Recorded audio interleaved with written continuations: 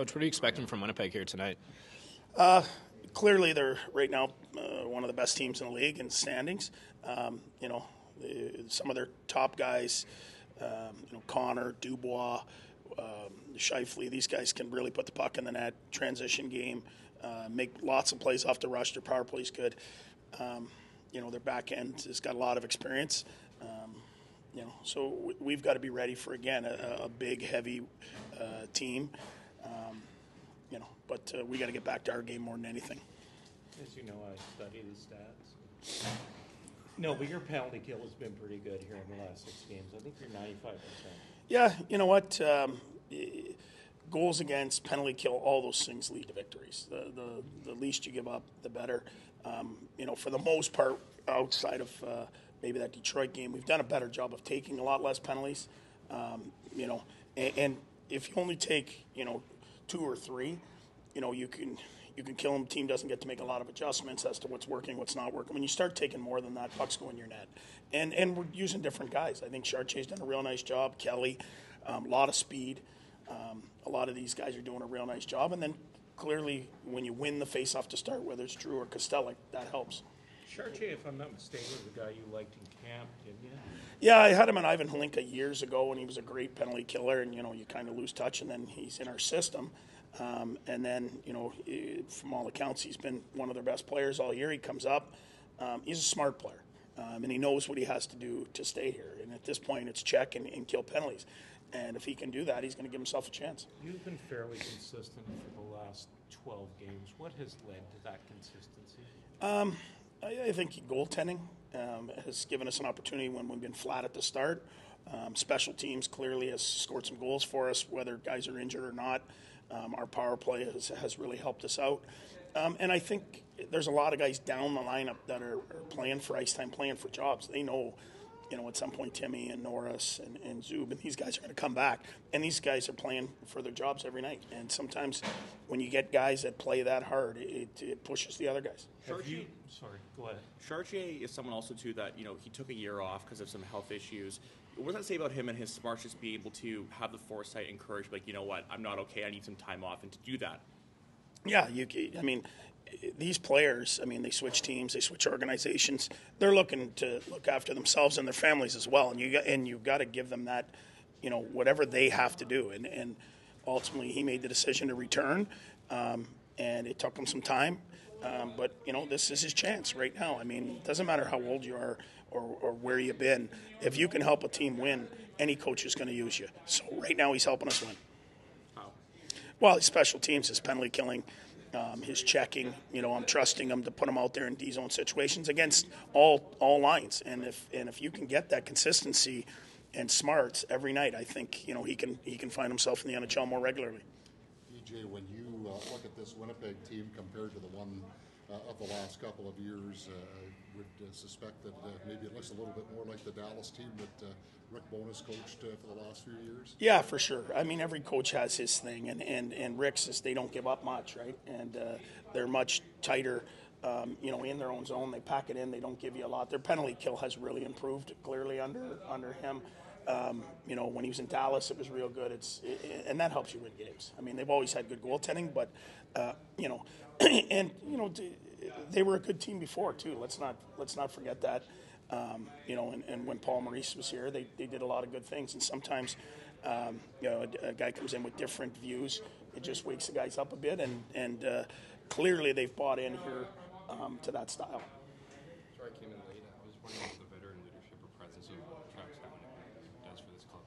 Well, Hammer's good. He's lighthearted. When things are real serious, and some young guys might be squeezing. He's a funny guy that it's a great for a guy like Sanderson to be around and not take stuff too serious. Just, do you expect Stützle maybe in either of those Thursday or Friday games? We're hopeful, but again, they'll tell me, and the trainers will tell me, and the doctors will tell me if he can play. We wouldn't put him in a spot if he wasn't 100%. If he is ready to go, clearly we want him back, and it's we'll speed up the mill and his ability in all situations. We'd love to have him back, but if he's not here, we'll just keep on keeping on. It's kind of, when I look back, my first game actually as a Sen was here in Winnipeg after the trade, and whatever, 9-10 months ago, how much life can change, and for the better. I mean, what a great organization, unbelievable group of guys, both on and off the ice staff, wives, girlfriends, like everyone went above and beyond, I think, to make us feel comfortable, me, Steph, and the kids. And I feel like I fit in really well and found a role in the team, and feel like I've been playing some good hockey too. So it's been awesome, honestly. It's what an awesome place. I think as outsiders, we look at the Senators as maybe a team that isn't where they want to be in the standings, but a young team, an up-and-coming team, a lot of energy, a bit of excitement, obviously. I'm just wondering what you feel what you offer this club as a veteran of this league.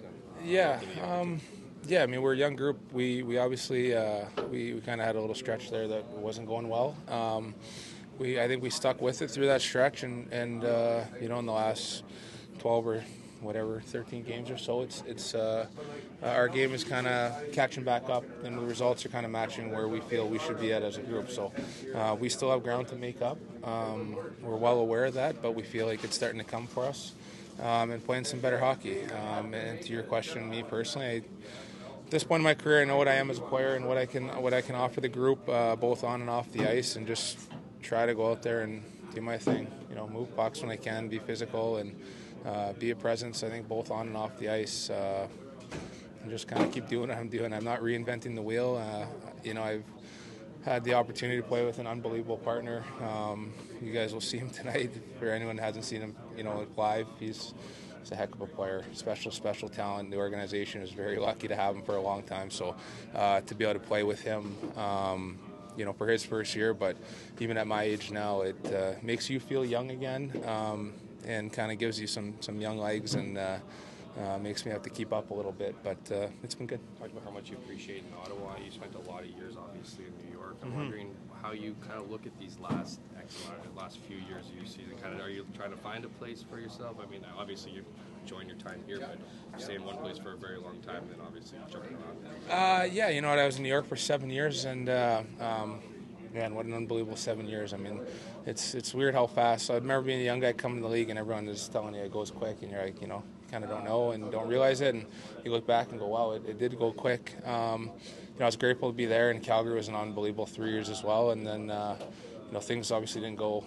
accordingly in Vancouver, and there's a lot of stuff, but you come here and you get the chance to join the organization. I mean, like I said, it's rejuvenated my career, both on and off the ice, and I come to the rink smiling and enjoying myself every day. And with this group, it just speaks volumes of how accepting everyone was when I first got here, and really made me feel at home, and my family at home on and off the ice, and in the community as well. I mean, it's a great place to live. It's one of those places that maybe people don't realize, right? But unbelievable community, great people. Like I said, I'm very happy. Just on your initiative to donate to the food bank. And just wanted to ask about that. We talked about it obviously all through November, and we settled at the end of the month, and that was something we kind of always wanted to do. We obviously the past few years with COVID and everything, it's a bit hard to be there in person and do something. So that was one of the things I personally wanted to do, and get involved more in the community and try and help the community. I mean, I've been in Ottawa for a couple of years, and I love the place. I come back in the summer. I spend a lot of time there. And obviously, it's not the biggest thing in the world, but for us to do that, I think it's going to help a lot of people, and it's going to change some people's life. But this can be a tough time of year for people too, right? Yeah, I mean, a way to lend a hand, I guess. Yeah, exactly. That's why I think the month of December is a perfect month to do it. That's why we came onto it. Obviously, we're all fortunate enough here to play the game of hockey and go back home and have Christmas with family that everybody's doing well and having a lot of fun, but a lot of people don't have that chance. So to be able to do that, it help people to get meals for Christmas and help them around that time of the year, gifts, whatever it might be. It's I think it was big as something I really wanted to do.